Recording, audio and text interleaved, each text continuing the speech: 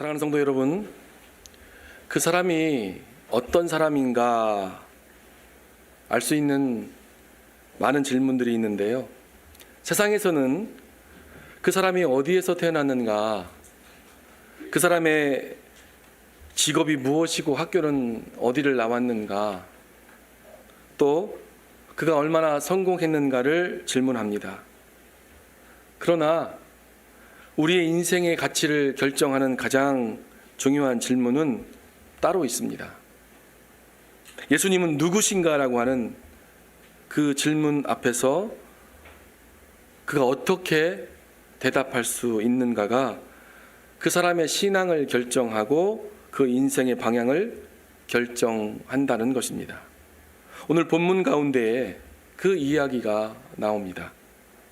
예수님께서 너희는 나를 누구라 하느냐 물으시는 질문과 함께 베드로의 대답을 통해서 예수님을 우리가 어떻게 믿고 있는가를 함께 돌아보는 시간이 될 수 있었으면 좋겠습니다. 요한복음에 보면 예수님께서 이 땅에 오셔서 행하셨던 모든 일들이 하나님의 때와 깊이 있게 연관되어 나타나는 것을 보게 됩니다. 요한복음 2장에서 갈릴리 가나에 혼인잔치가 있어서 예수님과 제자들이 초청을 받았는데 포도주가 떨어지는 그러한 일이 일어났습니다. 그때 예수님의 어머니 마리아가 예수님께 포도주가 없다 그렇게 말씀을 하시자, 여자여 나와 무슨 상관이 있나이까, 내 때가 아직 이르지 아니하였나이다 라고 우리 예수님께서 대답하셨습니다. 그리고 요한복음 7장에 보시면 예수님께서 유대인의 명절인 초막절에 은밀히 예루살렘으로 들어갔다가 그를 죽이려고 하는 유대인들이 예수님을 잡고자 했지만 손을 대지 못했다라고 이렇게 말씀하고 있는데, 그때 이는 아직 그의 때가 이르지 아니하였습니다 라고 이렇게 말씀하고 있습니다. 그랬던 예수님이 이제 오늘 이 본문 말씀을 기점으로 해서 예루살렘에서 고난을 당하시고 죽으실 것을 그 제자들에게 3번씩이나 말씀하시고 의도적으로 그 죽음을 아시고도 예루살렘으로 올라가시는 것을 보게 됩니다. 그리고 요한복음 17장에서 6월절 전날 밤 마가다락방에서 제자들과 마지막 만찬을 나누시고 기도하실 때 아버지여 내 때가 이르렀사오니 아들을 영화롭게 하사 아들로 아버지를 영화롭게 하옵소서라고 그렇게 기도하셨습니다. 이렇게 예수님이 자신의 때를 언급하시면서 모든 일을 이루어 가시는 것을 보면 예수님께서 이 땅에 오신 분명한 목적이 있었다는 것을 우리가 알 수 있습니다. 여기서 말하는 예수님의 그 때란 대속사역을 이루시기 위한 십자가의 죽음의 때를 말하고 있음을 우리가 깨닫게 됩니다. 그렇다면 오늘 본문 말씀이 있는 가이사랴 빌립보에서 벌어진 예수님의 질문과 베드로의 고백은 이 예수님의 때와 관련해서 이제 앞으로 이루어질 일에 대해 말씀하고 있는 것입니다. 예수님께서는 그의 공생의 대부분의 기간을 갈릴리에서 보내시면서 사역을 했는데, 그러한 갈릴리에서의 사역을 마태복음 4장 23절로 25절 말씀에서 이렇게 우리에게 언급해 주고 있습니다. 예수께서 온 갈릴리에 두루 다니사 그들의 회당에서 가르치시며 천국 복음을 전파하시며 백성 중에 모든 병과 모든 약한 것을 고치시니 그의 소문이 온 수리아에 퍼진지라. 사람들이 모든 앓는 자 곧 각종 병에 걸려서 고통당하는 자, 귀신 들린 자, 간질하는 자, 중풍병자들을 데려오니 그들을 고치시더라. 갈릴리와 데가볼리와 예루살렘과 유대와 요단강 건너편에서 수많은 무리가 따르니라. 여기 말씀에서 함께 읽었던 것처럼 이 수많은 무리들이 예수님을 따른 이유가 무엇입니까? 예수님께서 이 갈릴리 지방에 오셔서 능력 있는 말씀으로 가르치시고 천국 복음을 전하시면서 각종 병을 고치시는 그 능력을 행하자 많은 사람들이 그 예수님의 기적을 보고 예수님을 따르기 시작한 것으로 나옵니다. 그런데 여기서 중요한 사실은 그 수많은 무리들이 예수님을 따랐지만 그들이 예수님을 따른 이유가 예수님께서 단지 귀신을 내어 쫓아주시고 모든 병을 고치시는 그 놀라운 기적들을 그들이 보고 예수님을 따르는 구경꾼이거나 자신들의 필요를 채우기 위해서 예수님을 따랐던 군중들이었다는 것입니다. 이와 같은 사실에 대해서 예수님께서 오병이어의 기적을 두고서 말씀하셨는데 너희가 나를 찾는 것은 표적을 본 까닭이 아니요 떡을 먹고 배부른 까닭이라고 그렇게 말씀하신 것이 나옵니다. 요한복음은 예수님의 기적에 대해서 기적이라 하지 않고 그 기적을 무엇이라고 표현하고 있냐면 표적이라고 표현하고 있습니다. 표적이란 초자연적인 능력과 사건을 통해서 그 일을 행하시는 분이 누구이신가를 가리키는 것입니다. 그리고 그 사건이 무엇을 가리키고 있는지 우리에게 깨닫게 하는 것, 그것이 바로 표적입니다. 그런데 사람들이 떡 5개와 물고기 2마리로 5,000명을 먹이시는 그러한 놀라운 그 기적적인 사건을 보고도 그 능력을 행하시는 분이 누구이신지를 온전히 깨닫지 못했다는 것입니다. 그래서 예수님께서 너희가 나를 찾는 까닭은 표적을 본 까닭이 아니요 떡을 먹고 배부른 까닭이라 라고 이렇게 말씀하셨던 것입니다. 그렇다면 그때에 예수님을 따라다녔던 그 많은 사람들은 과연 어떤 사람들이었을까? 그들은 예수님이 누구신지를 알고 따르는 사람들이 아니라 배고픔의 문제를 해결하고 자기 자신의 문제를 해결하고자 자기 자신의 필요를 채우고자 예수님을 따라다녔던 그런 군중들, 그런 무리들이었던 것입니다. 이 오병이어 사건 이후로 예수님의 사역 가운데서 중요한 변화가 이제 시작됩니다. 예수님은 더 이상 이 많은 군중들, 이 무리들과 함께하지 않으십니다. 오히려 사람들을 피하셔서 변방의 지역으로 다니기 시작하십니다. 그리고 이제 군중이 아니라 그의 제자들에게 예수님께서 집중하시기 시작합니다. 짧은 시간이지만 그 기간 동안 예수님께서는 제자들을 가르치시고 훈련시키는 일에 집중하신 것입니다. 그리고 바로 이 시점부터 예수님은 제자들에게 예수님이 누구이신지, 이 땅에 예수님이 왜 오셨는지 그 정체와 예수님의 사명에 대해서 점점 더 분명하게 보여주시고 말씀하시기 시작합니다. 그리고 바로 그 중요한 순간에 우리가 읽었던 이 가이사랴 빌립보에서 사건이 등장하지요. 이때에 제자들에게 예수님께서 이렇게 질문하십니다. 본문 오늘 마태복음 16장 13절입니다. 우리 한번 읽어볼까요? 마태복음 16장 13절입니다. 시작. 예수께서 빌립보 가이사랴 지방에 이르러 제자들에게 물어 이르시되 사람들이 인자를 누구라 하느냐. 여기 보시면 예수님께서 자기 자신을 가리켜서 뭐라고 말씀합니까? 인자라고 말씀하시고 있습니다. 예수님은 천사가 자기 아버지 요셉에게 계시해 준 그 예수라는 이름을 가지고 있었고 나사렛에서 자라는 그 동안에 그 이름으로 불려졌습니다.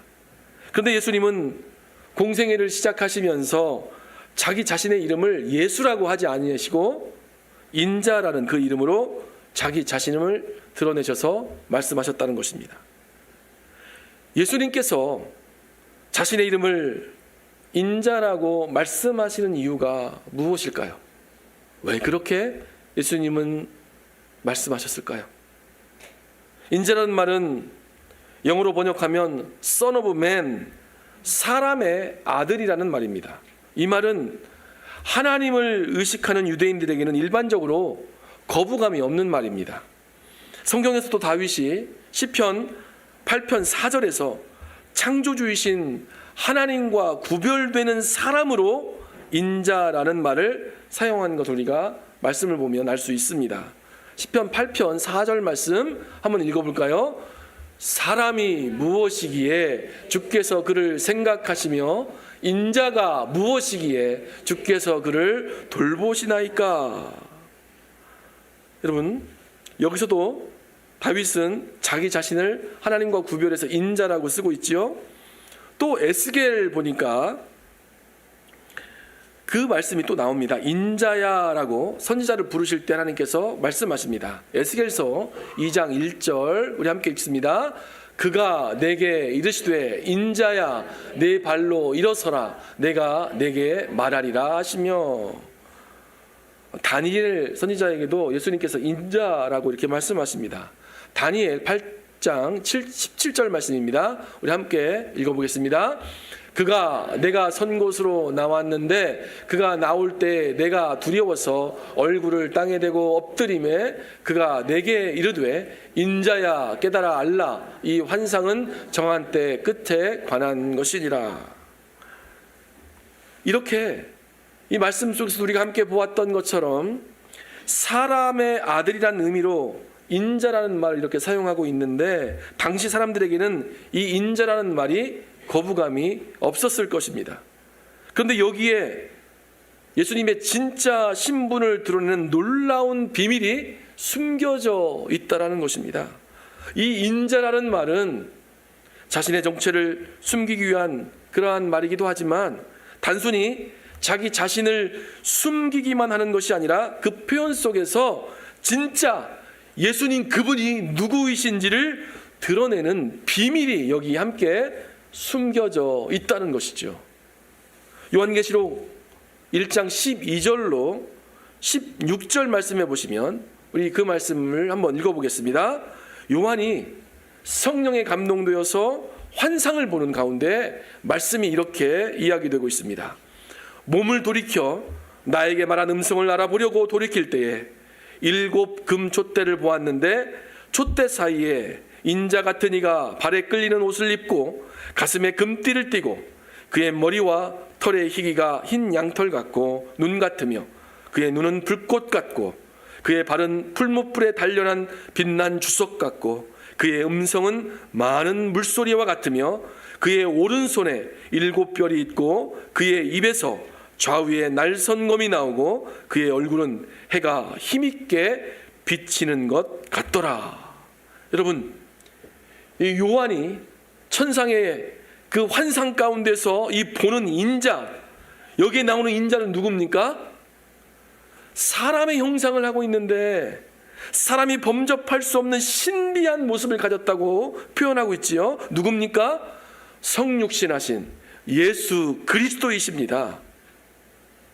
요한이 본 예수님은 십자가에 죽으시고 부활하셔서 하늘 보좌에 계셔서 마지막 날에 세상을 심판하실 만유의 주시요 만왕의 왕이신 하나님의 아들이셨습니다.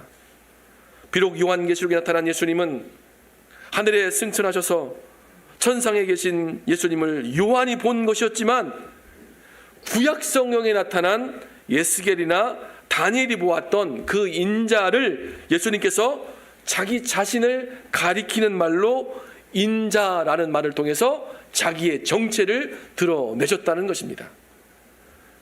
다니엘서 7장 13절로 14절을 한번 우리 함께 읽어볼까요? 함께 읽습니다.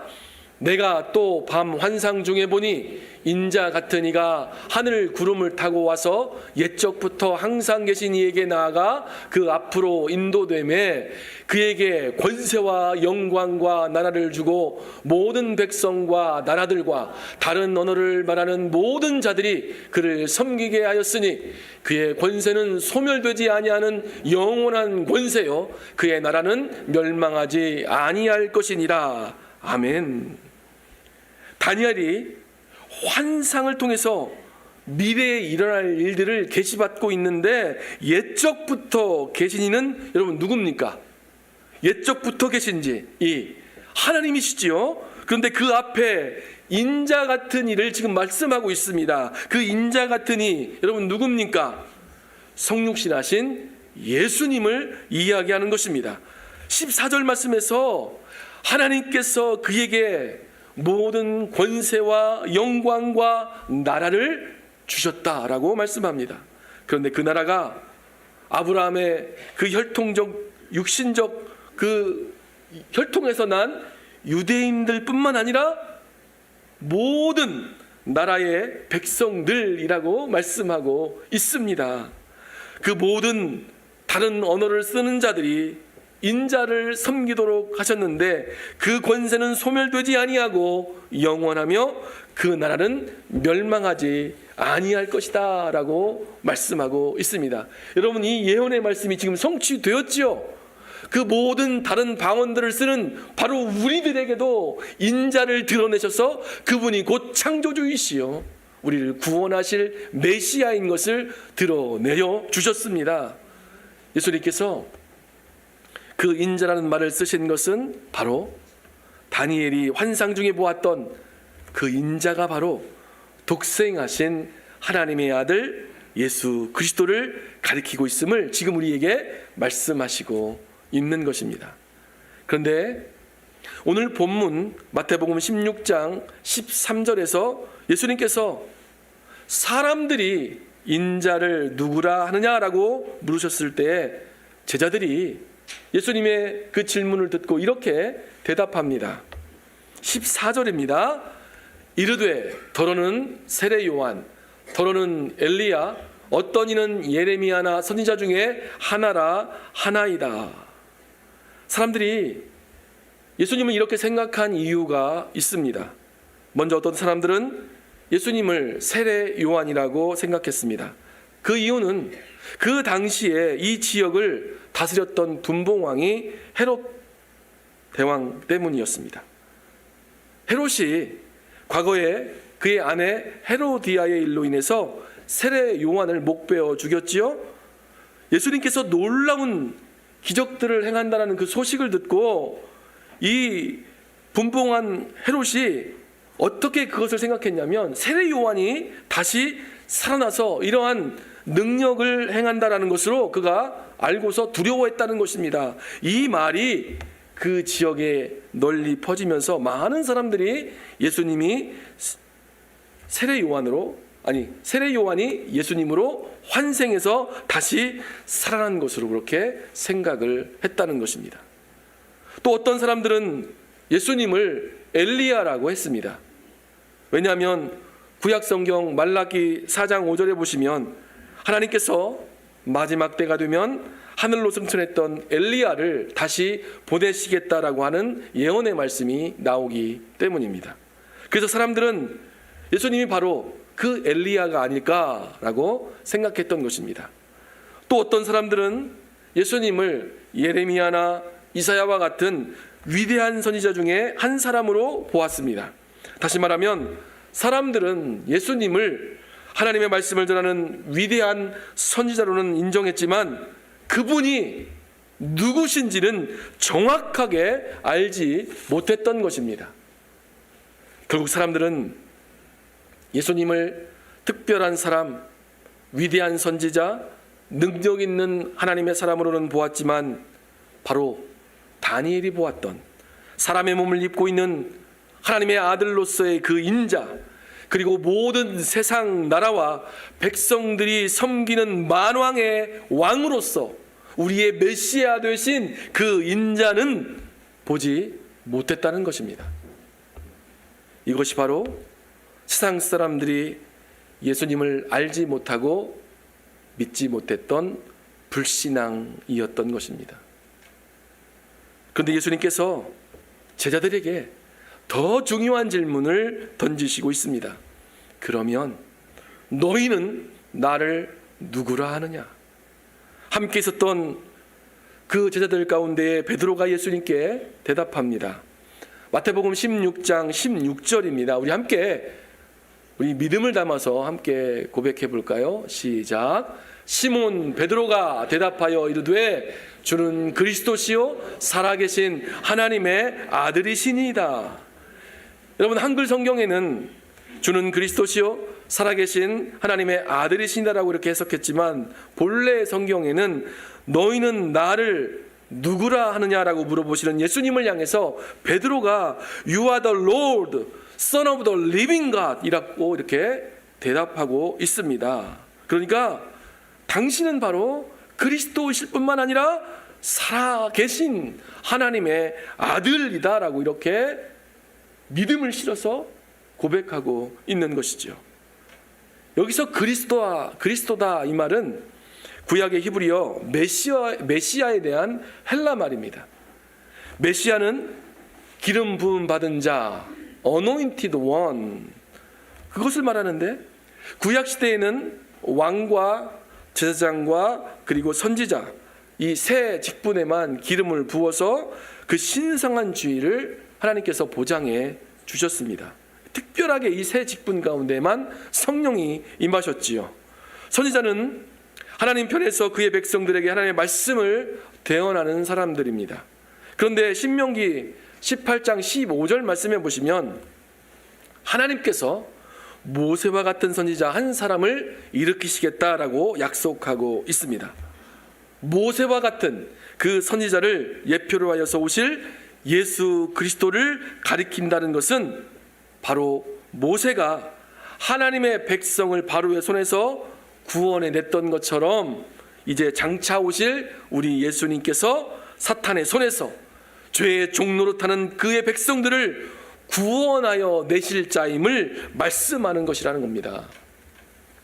또 선지자가 하나님 편에서 인간에게 나아가 하나님의 말씀을 대언하는 자라면 인간 편에서 하나님 앞에 나아가 인간을 대변하고 특별히 인간의 죄를 대속하는 중보사역을 감당하는 사람을 제사장이라고 했습니다.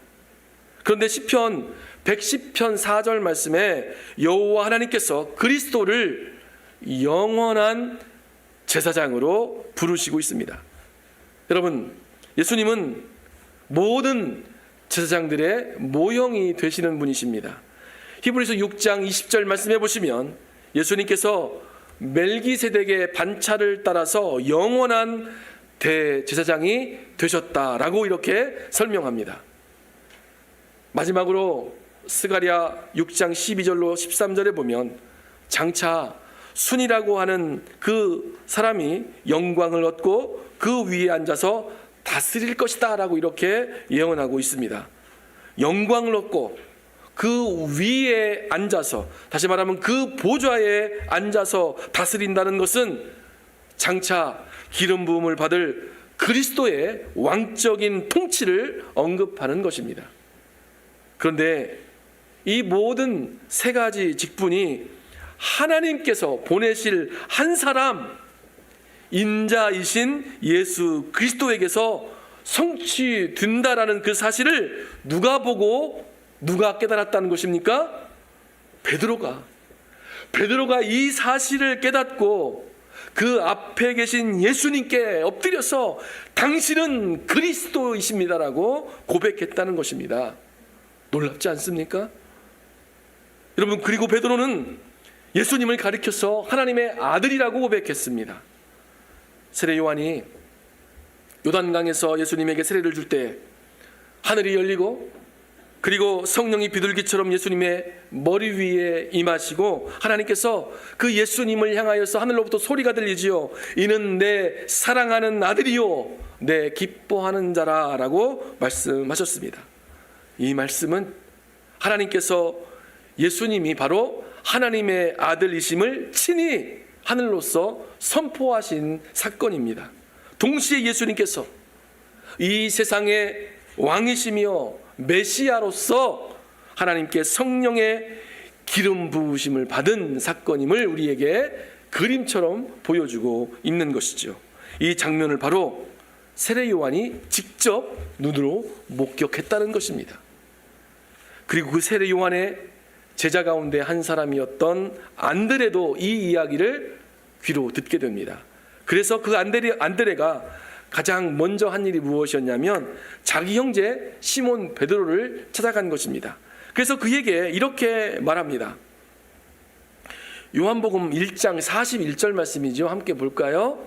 거기 보니까 그가 먼저 자기 형제 시몬을 찾아 말하되 우리가 메시아를 만났다 하니, 메시아는 번역하면 그리스도라. 여러분 보십시오.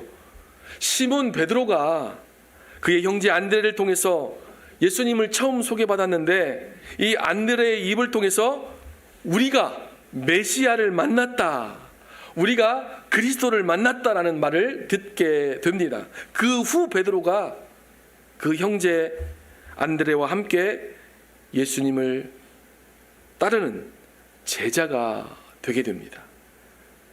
그런데 여러분 생각해 보시길 바랍니다. 베드로는 예수님과 함께 3년 동안 그의 공생의 가운데 함께 했습니다.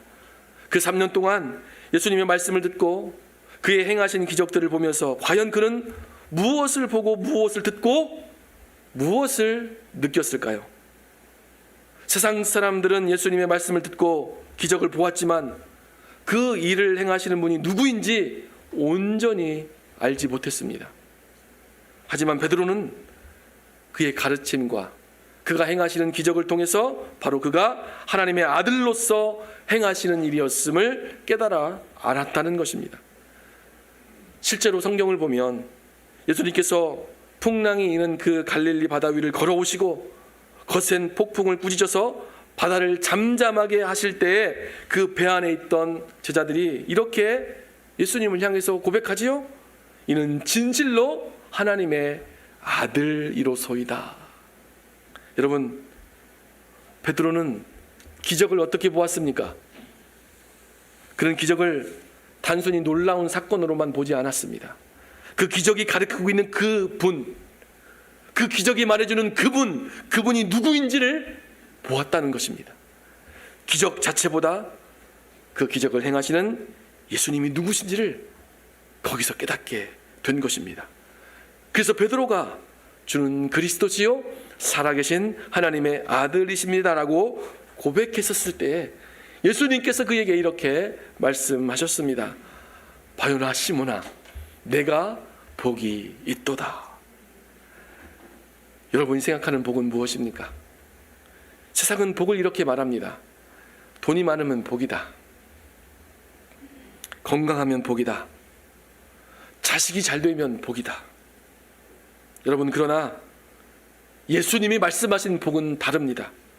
예수 그리스도를 알고 믿는 것, 그래서 그리스도, 우리 주는 그리스도시요 살아계신 하나님의 아들이십니다라고 이렇게 고백할 수 있는 것, 이것이 바로 가장 큰 복이라는 것입니다.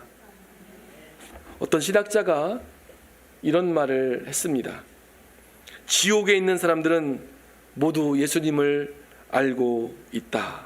그러나 천국에 있는 사람들은 예수님을 믿는다라고 이렇게 말했습니다. 여러분, 예수님을 아는 것과 믿는다는 것은 다르다는 사실, 이것이 바로 천국과 지옥을 결정한다는 사실을 여러분 심각하게 인식하실 수 있기를 바랍니다. 지식은 머리에 있지만 믿음은 인생을 바꿉니다. 주는 그리스도시요 살아계신 하나님의 아들입니다라고 이 믿음 위의 교회가 여러분 세워지는 줄로 믿습니다. 예수님께서 말씀하십니다. 마태복음 16장 18절 말씀에서 또 내가 내게 이르노니 너는 베드로라, 내가 이 반석 위에 내 교회를 세우리니 음부의 권세가 이기지 못하리라. 여기서 말하는 반석은 무엇입니까?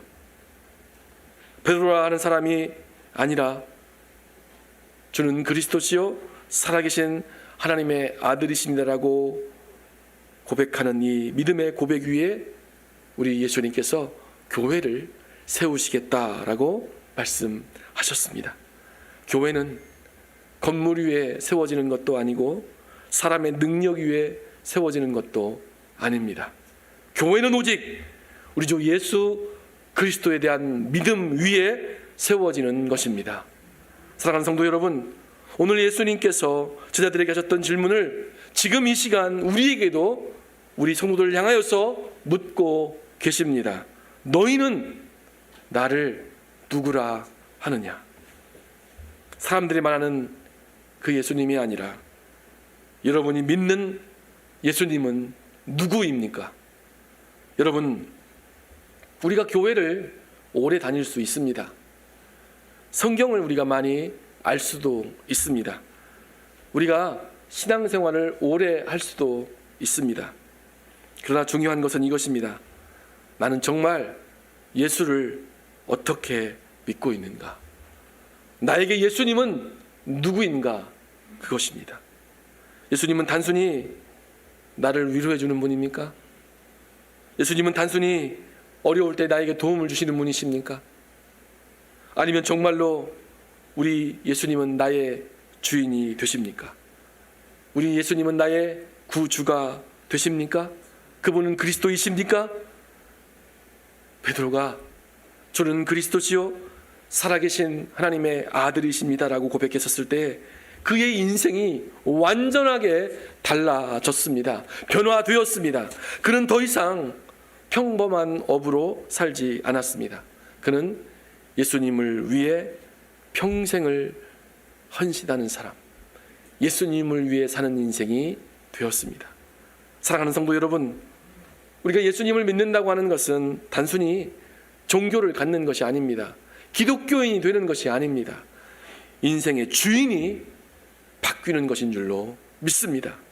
내 삶의 중심이었던, 내 중심이었던 그 삶에서 예수님이 중심이 되는 삶으로 바뀌는 것입니다. 여러분 한번 생각해 보십시오. 예수님은 우리를 위해서 하늘 영광을 버리시고 이 땅에 오셨습니다. 죄 없으신 그분이 우리의 죄를 대신 짊어지셨습니다. 그리고 결국 십자가에서 나를 위하여 그 생명을 내어주셨습니다. 왜 그렇게 하셨습니까? 왜 주님은 우리를 위하여 피 흘려 죽으셨습니까? 우리를 사랑하셨기 때문입니다. 우리를 포기하지 않으셨기 때문입니다. 그 사랑 때문에 우리를 죄에서 구원해 내시기 위하여 십자가까지 그가 가신 것입니다. 사랑하는 성도 여러분, 이렇게 우리를 사랑하신 주님 앞에서 우리는 어떤 신앙 고백을 해야 하겠습니까? 오늘 우리의 마음 깊은 곳에서 이 고백이 나올 수 있기를 바랍니다. 주님, 주는 나의 그리스도이십니다. 주는 살아계신 하나님의 아들이십니다. 그리고 주는 나의 주님이십니다라고 그렇게 고백할 수 있기를 주님의 이름으로 축복합니다. 이 고백이 우리의 입술에서만 나오는 고백이 아니라 우리의 삶 속에서 매일 비어지는 그러한 믿음의 고백이 될 수 있기를 축복합니다. 사랑하는 성도 여러분, 이 고백이 우리 한 사람 한 사람의 고백이 되고 우리의 가정의 고백이 되고 우리의 자녀들의 고백이 되고 우리 교회의 고백이 될 때에 우리 뉴스송 교회는 사람 위에 세워진 교회가 아니라 예수 그리스도에 대한 참된 믿음 위에 세워지는 교회가 될 것입니다. 그래서 어떠한 어려움 속에서도 무너지지 않는 교회, 세상이 흔들어도 흔들어지지 않는 교회, 주님이 기뻐하시는 그런 교회가 될 것입니다. 오늘 우리의 마음을 다시 하나님께 드리며 이 고백을 함께 드리기를 원합니다. 주는 그리스도시요 살아계신 하나님의 아들이십니다. 이 믿음 위에 우리의 인생이 세워지고 우리의 가정이 세워지고 우리의 교회가 세워지기를 주님의 이름으로 축복합니다. 기도하겠습니다.